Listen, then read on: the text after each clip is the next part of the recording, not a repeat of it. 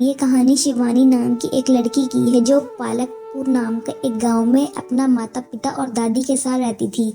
शिवानी की उम्र यही कोई 21 साल की थी जब इनके माता पिता एक कार एक्सीडेंट में चल बसे। अब शिवानी अपनी बूढ़ी दादी के साथ घर में रहती थी। शिवानी अपने माता पिता की इकलौती संतान थी और वो अपनी बेटी को खूब पढ़ाना चाहते थे और इसे कलेक्टर बनाना चाहते थे। इसके माता पिता की अचानक बढ़ते होने से शिवानी और इसके दादी बहुत अकेले हो गए थे। बेटी, कब तक तू ऐसे उदास बैठी रहेगी? अभी तो तुम्हें अपने माता पिता का सपना पूरा करना है। जब तू पैदा हुई थी तेरे बाबा जी बहुत खुश हुए थे और सबसे बोलते थे मेरी बेटी तो कलेक्टर बनेगी। अपनी दादी की बातें सुनकर शिवानी बोलती है, हाँ दादी, मैं पिताजी का ये सपना ज़रूर पूरा करूँगी। शिवानी शुरू से ही पढ़ने में बहुत होशियार थी और शिवानी ने अपनी मेहनत से ग्रेजुएशन में अच्छे नंबर लिए थे।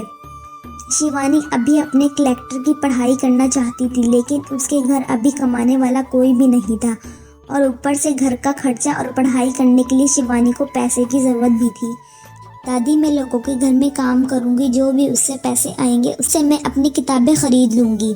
शिवानी लोगों के घरों में काम करना शुरू कर देती है और यूपीएससी के लिए तैयारी भी शुरू कर देती है। अब शिवानी सुबह काम पड़ जाती और शाम को घर पर आकर खूब पढ़ाई करती। शिवानी जहाँ काम करती थी वहाँ उस घर का मालिक और उसकी पत्नी रहते थे और इनकी एक बेटी मानसी थी। शिवानी की मालकिन शिवानी से बहुत काम करवाती थी। एक दिन शिवानी अपने मालकिन के कमरे में सफाई कर रही थी, तभी उसे वहाँ बहुत सी किताबें दिखाई देती हैं। शिवानी अपनी मालकिन के पास जाती है और पूछती है, मालकिन ये सब किताबें किसकी हैं? ये मानसी के पापा की किताबें हैं, वो विश्वविद्यालय में पढ़ाते हैं। मालकिन, क्या मैं इनसे कुछ किताबें लेकर पढ़ लूँ? अरे नहीं, मानसी के पापा अपनी किताबें बहुत संभाल कर रखते हैं और तुम भी अब किचन में जाके अपना काम करो। शाम को जब मानसी के पापा घर आते हैं तो शिवानी उनके पास जाती है। सर, मैंने आज आपके रूम में बहुत सारी किताबें देखी थी। मैं यूपीएससी की तैयारी कर रही हूँ, क्या मैं उनसे कुछ किताबें ले सकती हूँ पढ़ने के लिए? मैं जल्दी आपको वापस कर दूंगी। अरे वाह, तुम यूपीएससी की तैयारी कर रही हो? जी सर, मैं सुबह काम करती हूँ और शाम को पढ़ाई। तुम कितनी मेहनत करके पढ़ाई कर रही हो। और एक मेरी बेटी है जो पूरा दिन अपने दोस्तों के साथ बाहर घूमती रहती है और फोन पे लगी रहती है। बेटी, तुम्हें जो भी किताबें चाहिए तुम वो सब किताबें ले सकती हो और पढ़ाई में किसी तरह की सहायता चाहिए होगी तो तुम जरूर बताना। शिवानी उनका धन्यवाद करती है और शाम को काम खत्म करके और शौक सर से कुछ किताबें ले लेती है और अपने घर चली जाती है और अपनी दादी को सब बताती है। अरे ये तो बहुत अच्छी बात है, अब तू जल्दी से कैलकुलेटर बन जाएगी। अब शिवानी सुबह जल्दी और शाम को देर तक घर वापस आती। पहले वो जल्दी से घर का सारा काम करती और जब समय बचना तो अपने कमरे से किताबें लेती और वहीं ये पढ़ना शुरू कर देती। और दूसरी तरफ मानसी पूरा दिन फूर पर या अपने दोस्तों के साथ घूमती रहती। मुझे कुछ पैसे चाहिए, मेरी फ्रेंड का बर्थडे है, हम बाहर घूमने जा रहे हैं। कोई पैसे नहीं मिलेंगे तुम्हें। शिवानी को देखो कितनी मेहनत से पढ़ाई कर रही है। सुबह को यहाँ सारा काम करती है और घर जाकर पढ़ाई करती है, लेकिन तुम पूरा दिन घूमती रहती हो। जाओ अपने कमरे में और पढ़ाई करो। मानसी गुस्से में अपने रूम में चली जाती है। जब से ये लड़की हमारे घर आई है सब खराब हो रहा है। पापा तो हर टाइम मेरे पर गुस्सा करते हैं। शिवानी को तो सबक सिखाना पड़ेगा।